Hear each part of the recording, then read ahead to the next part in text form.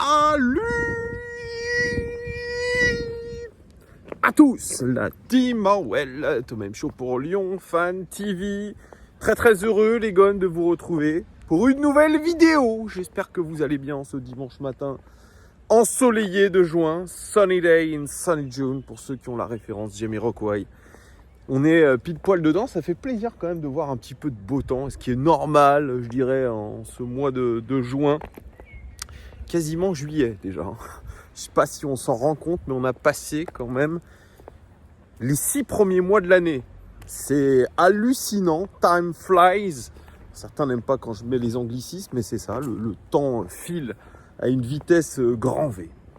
Bref, j'espère que vous allez bien, que vous avez passé un bon week-end de début d'Euro, qui est très bien le début d'Euro. Ouais, franchement, un Euro offensif. Les favoris ont pour l'instant tous gagné. Bon, on attend l'équipe de France, ça sera demain à 21h et on fera un débrief, je l'espère, on fera un débrief ensuite à 23h pour ce premier match de l'équipe de France. Mais en tout cas, un bon Euro qui commence et ça fait vraiment plaisir de voir du foot. On est passionné par ce sport magistral. Puis hier, j'étais au Lyon Food Truck Festival et je fais un petit coucou à Lénaïque que j'ai croisé, qui est un suiveur de cette chaîne. C'était bien sympa d'ailleurs. Ça, c'était un très bel événement aussi.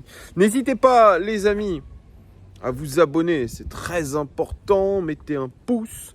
C'est très important. Et puis commentez aussi cette vidéo, qui est une vidéo OL Daily Mercato. Ce seront des vidéos qui, tout au long du Mercato, vous permettront de suivre l'actualité transfert de l'Olympique Lyonnais. Et ce qu'on peut dire, c'est qu'il y en a de la rumeur, mais pour l'instant, il n'y a rien de concret dans le sens des arrivées comme dans le sens des départs. Oui, Skelly Alvaro a été transféré définitivement au Werder Bremen. Ça, vous le savez, Enrique n'a pas été prolongé et l'OL est sur pas mal de pistes.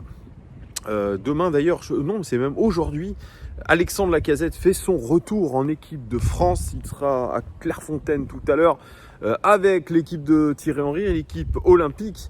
Et un Alexandre Lacazette toujours très proche d'un départ. C'est ce que dit le journal L'Équipe. Ils sont très bien informés. Hugo Guillemette est très bien informé.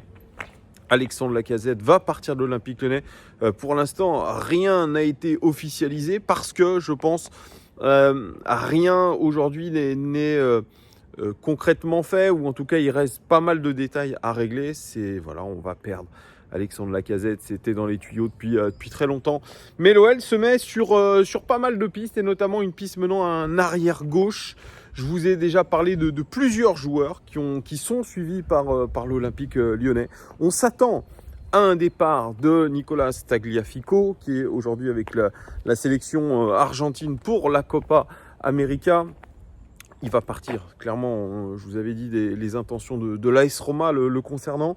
Et l'OL se met sur plusieurs pistes. Et la dernière, elle vient de la presse anglaise, confirmée aussi par la presse italienne. Elle mène à un latéral gauche qui évolue du côté de Norwich City en Championship, qui est l'un des championnats les plus difficiles au monde. C'est la Ligue 2 anglaise.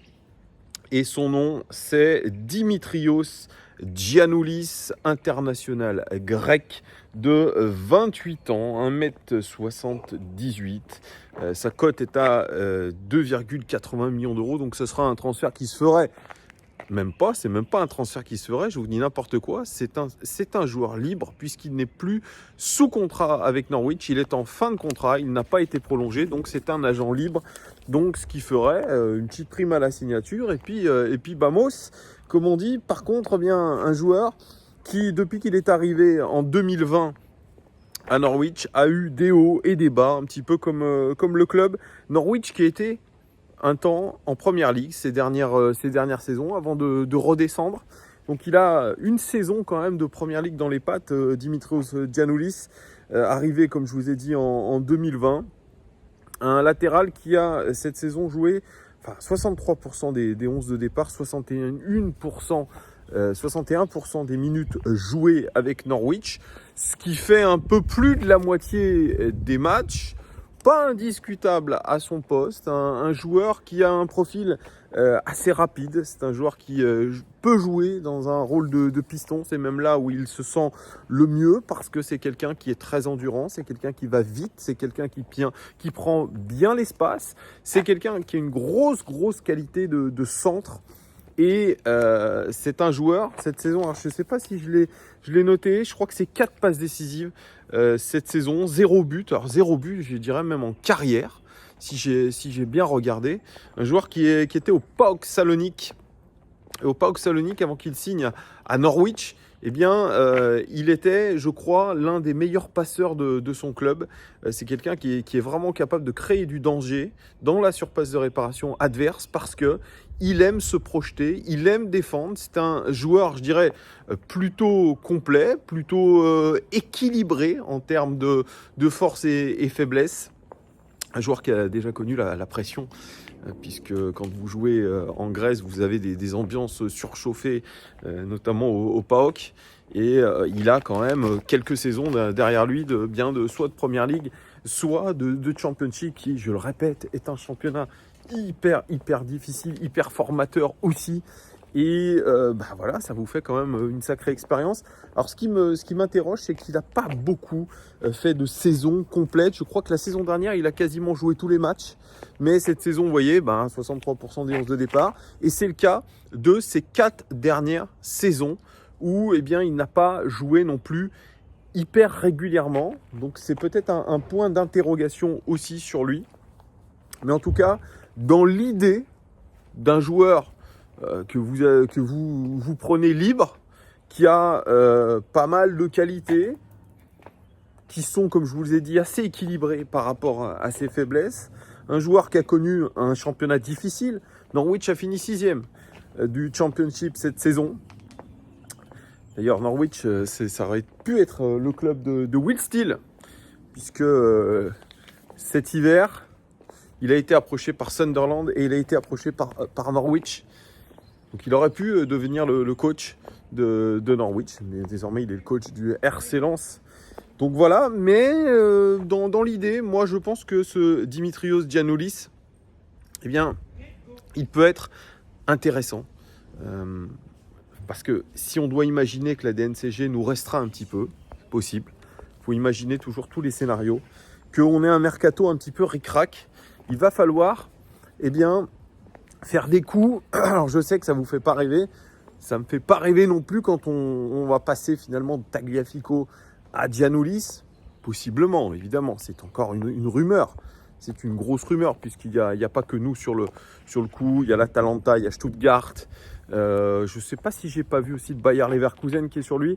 Bah oui, agent libre, joueur intéressant, joueur sérieux, joueur avec une très bonne mentalité aussi, c'est ce qui était dit du côté de Norwich. Quelqu'un qui ne pose pas de problème dans un vestiaire, quelqu'un qui est sympa, quelqu'un qui est passionné aussi. Donc ça c'est à prendre en compte aussi dans la vie du groupe. Et je crois qu'aujourd'hui, la cellule de recrutement, elle regarde aussi tout ça.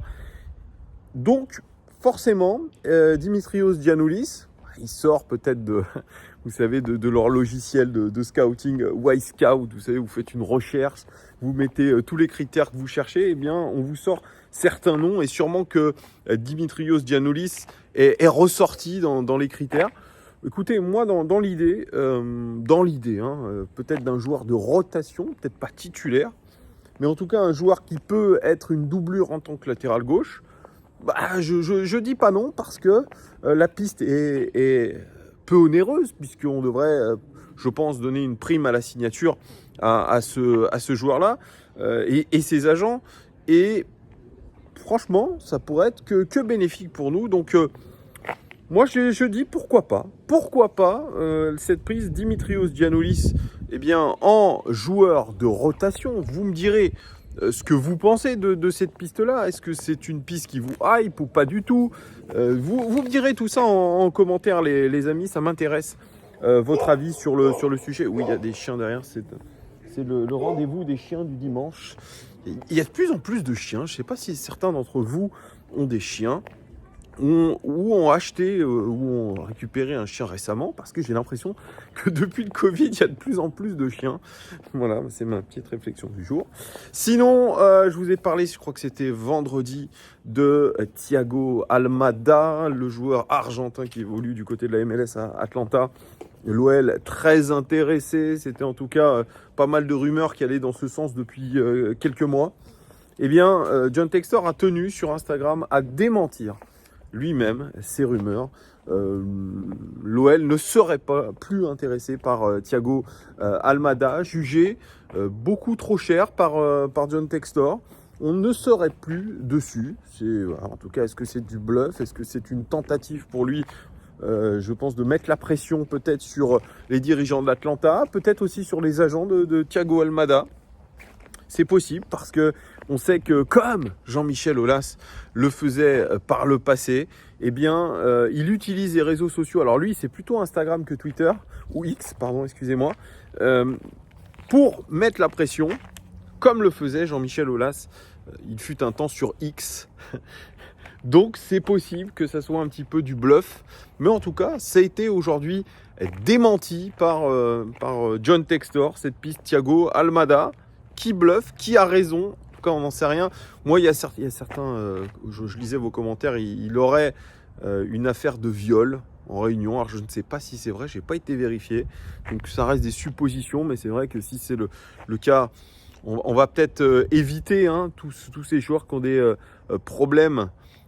Qui ont des problèmes avec la justice, avec des affaires qui sont plus ou moins graves. On se rappelle de Jérôme Boateng notamment.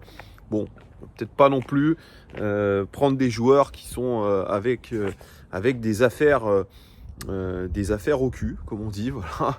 Je pense qu'il faut aussi avoir un club qui soit clean. On a eu des problèmes aussi dans les tribunes. On doit absolument, je pense, lisser le club. C'est obligé. On tient à notre réputation.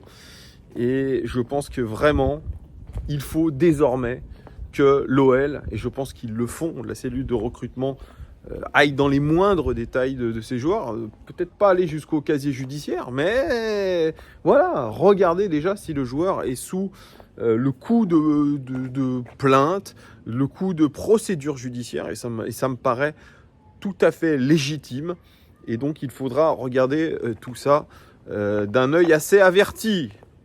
Donc voilà ce que je pouvais vous dire aujourd'hui de ces transferts, de ces rumeurs transferts, donc latéral gauche en approche.